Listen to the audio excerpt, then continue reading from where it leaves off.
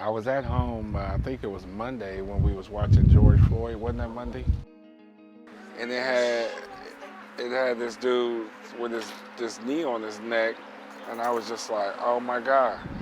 And as I watched it, I'm just thinking, oh my God, I hope this dude ain't about to die in front of us. That was the part right there that was just going to make me go crazy. 5 in the morning, I was screaming and yelling. And I was just yelling and screaming. I was just like, ah, and I was just going crazy. I was just like, and I couldn't even go back to sleep. So I went downstairs and was like playing the game, but I just kept seeing it. And then I watched it again, and then once I watched it again, I was like for sure what I saw, like, oh yeah. I talked to a couple people the next day, and I'm thinking, damn, what can I do? So I made a post. I was like, yo, we're gonna go down to Lockbourne to Livingston,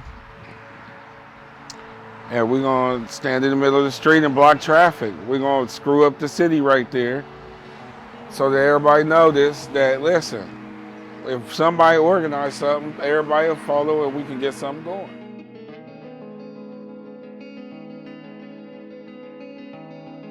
So then I started the next day walking down to Lockbourne and Livingston because I wanted everybody to meet there at 5 o'clock because that's rush hour, you know what I mean? So as I'm walking down there at 4:30, I clicked the live button and I started going live. So everybody can see what's about to happen. And as the people saw the sign and saw me taking initiative, it was like a tornado started brewing. It was like, and it was like I couldn't stop because they was giving me so much power. They were like throwing money out the window. Someone was just like, come here, just let me touch you. I'm like, it's Corona. You know what I mean? Like, come on, man. I was just like on the sidewalk that whole time, and I thought, man, we supposed to be in the street. I went down the yellow line in the middle of the cars. And they was stopping and just blowing their horns and going nuts. And then the boys was coming up behind them, the cops, the police. And he pulled up, and before he could even get the shifter up in park, he had his foot on the ground. So the car was damn near still rolling, so you could hear it clicking, and it came to a screech because he jammed it up in there. Like, skirt.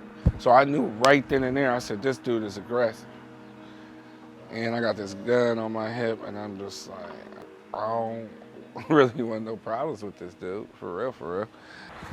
And he was like, listen, I don't want y'all doing that, and I want you back up on the sidewalk. And I had the sign over my head still, and I started dropping it like this. And I was like, as it passed my eyes, I was like, okay. And I was like, okay, yes. And he was like, he reached out to grab my hand. He was like, hey, and don't put your hand by your gun. And that's when I was just like, as I was turning, I was like, hey man, you can't say nothing about my gun.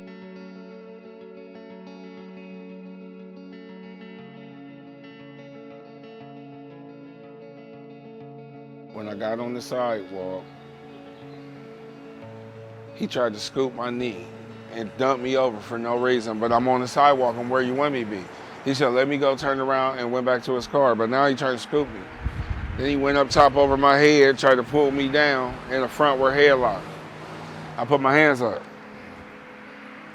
When I put my hands up, that's when he started screaming, you're going to jail, you're going to jail. And I'm just like, damn, what is this dude talking about?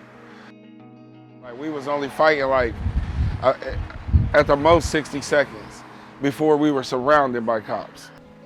Then they all jumped on me and started punching me and working me over. And then it was a gang up thing now. It's like, what are you saying he did?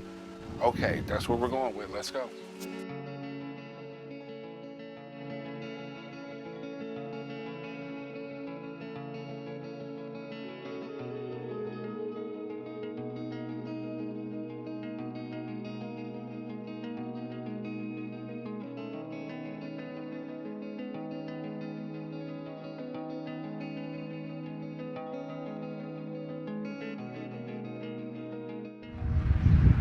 With those protests, it's like I see all those white folk, and then I was riding my motorcycle all the way out there and I saw Black Lives Matter all the way out in Dublin, just looking at them nice houses, and I think,